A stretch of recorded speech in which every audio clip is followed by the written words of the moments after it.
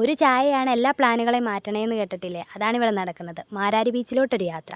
Shift കഴിഞ്ഞ് ഒന്നും നോക്കില്ല, വണ്ടി എടുത്ത് ഞങ്ങൾ പോന്നു. അതിൻ്റെ സന്തോഷമാണ് ഈ മുഖത്ത് കാണുന്നത്. മുൻകൂട്ടി പ്രത്യേകിച്ചൊരു പ്ലാനൊന്നും ഇല്ലാത്തതുകൊണ്ട് നമ്മൾ യൂണിഫോം ഒന്നും മാറാൻ നിന്നില്ല, നേരെ ഇങ്ങ് പോന്നു.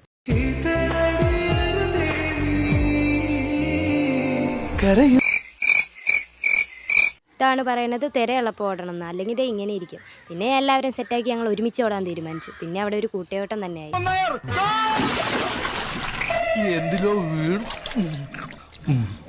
മധുരമില്ലാത്ത പായസം പോലെ.